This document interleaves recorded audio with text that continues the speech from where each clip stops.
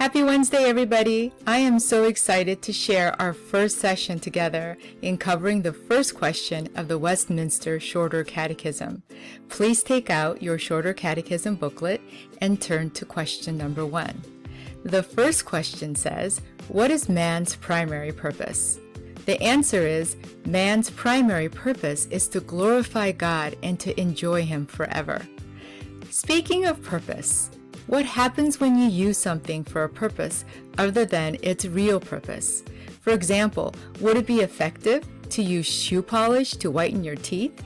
Shoe polish is for cleaning shoes, not teeth. What would happen if you wanted to roast marshmallows, so you put them in a toaster?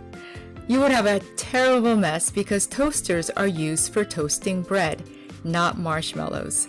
Things work best when we use them for the purpose they were intended for. God had a purpose for us when He created us. God intended for His people to know Him and to enjoy Him. Flowers, rocks, and puppies cannot enjoy God, but people can. Let's read together Psalm chapter 16, verse 11 together. It says, "You make known to me the path of life. You will fill me with the joy in your presence, with eternal pleasures at your right hand." This verse describes the joy and the pleasure people have in God when they live according to the purpose God has for them. Some people live as though their purpose is to have a good time or make a lot of money. People like this are never satisfied. They find the joy of fun times eventually wears off, and the joy of having new things wears off as well. This happens because they are not living according to the purpose God has for them. When we live to enjoy God, we are doing what God made us to do, and our joy in Him will last.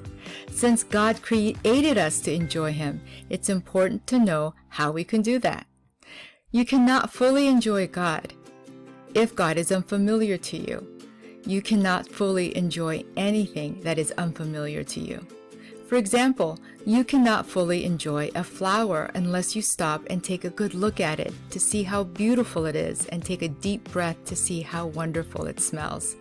In the same way, if you are going to enjoy God, you have to spend time finding out how wonderful He is.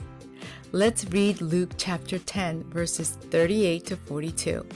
It says, "As Jesus and His disciples were on their way, He came to a village where a woman named Martha opened her home to Him. She had a sister called Mary, who sat at the Lord's feet listening to what He said. But Martha was distracted by all the preparations that had to be made. She came to Him and asked, 'Lord, don't you care that my sister has left me to do the work by myself? Tell her to help me.' 'Martha, Martha,' the Lord answered, 'you are worried and upset about many things, but few things are needed, or indeed only one. Mary has chosen what is better, and it will not be taken away from her.' Mary was enjoying Jesus. Martha was confused about the purpose God had for her. She seemed to think that her purpose was to work hard and be a good housekeeper. Jesus said Mary had a better choice by choosing to spend time enjoying Him. The more time we spend getting to know how wonderful God is, the more we will enjoy Him. I challenge you this week to simply glorify and enjoy our Creator. Take care.